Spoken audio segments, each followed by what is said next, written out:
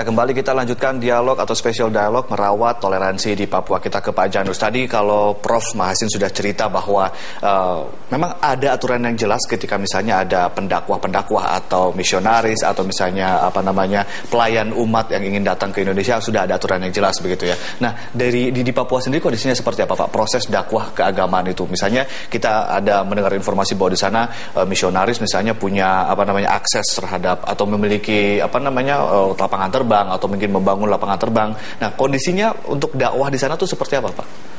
Baik, artinya secara umum saya pikir kehadiran misionaris sana memang banyak, ya katakanlah membuka terisolasi daerah sebetulnya mereka ini. Jadi nilai juang semangat mereka ini sebenarnya para misionaris saya pikir juga sangat positif membangun Papua. Karena ada kontribusinya terhadap pembangunan juga begitu ya. Terkait dengan dakwah, saya pikir dakwah ya atau ya khutbah begitu ya kalau di Kristen, ya tentu memberi pesan-pesan, memberi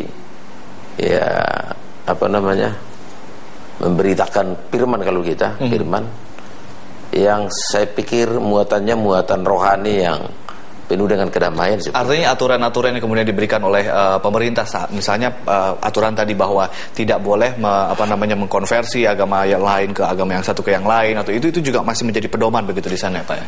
Saya pikir ajaran agama yang benar, saya pikir seperti itu. Jadi ya para pengkhotbah, para pendeta begitu ya, memberitakan firman ini kan sebenarnya tidak ada niat seperti tadi Pak, mau menggarap lah begitu ya. Kristenisasi atau Islamisasi begitu. Ya, saya pikir jauh dari situ. Islamisasi, Kristenisasi, saya pikir seperti itu. Ya, termasuk kehadiran Kementerian Agama adalah mendorong ya warga negara untuk menjadi pemilu agama yang baik dan benar, kan seperti itu ya. Itu arti kehadiran Kementerian Agama. Para pengkhotbah, pendeta saya pikir hadir juga dalam kapasitas seperti itu. Membawa umat sesuai dengan ajaran ya firman. Kalau dalam Kristen Alkitab, Al-Quran, di Muslim seperti itu ya. Jadi tidak ada Pak, jauh dari konsep yang seperti tadi saya pikir. Islamisasi, Kristenisasi, saya pikir enggak seperti itu. Baik, intinya bahwa memang saat kehadiran satu agama harusnya memberikan berkah juga bagi pemeluk agama lain dan juga untuk pemeluk agama itu sendiri begitu ya. Baik, closing statement mungkin Prof untuk kemudian bagaimana merawat dan mungkin meningkatkan kembali toleransi umat beragama khususnya di Papua, dan kita belajar juga untuk Indonesia secara keseluruhan. Ya, begini, saya kira kita ini perlu mengedepankan memaafkan orang yang salah, tapi tidak melupakan apa yang terjadi. Jadi misalnya seperti Tolikara, kita katakan ini kan orang juga menyesal ya berbuat seperti itu. Kita maafkan perbuatannya, tapi jangan dilupakan bahwa ada pernah terjadi seperti itu. Kejadian pahit, dan jangan terulang kembali. Ke depan tidak sampai terulang. Lalu yang kedua tadi sudah disebut, merawat itu memang penting. Jadi toleransi, kehidupan harmonis dan seterusnya itu tidak sekali dibuat lalu selesai untuk selamanya. Tapi setiap hari ada kemungkinan saja untuk terganggu oleh persoalan-persoalan yang tidak kita kira-kira datang dari mana. Nah, maka ini perlu dirawat, disadari betul bahwa kita beragama ini bukan untuk menang-menangan.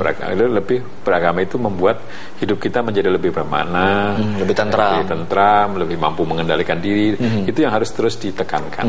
Jadi dirawat, itu dijaga, dan kita sadari bahwa kemungkinan untuk terganggu itu selalu ada.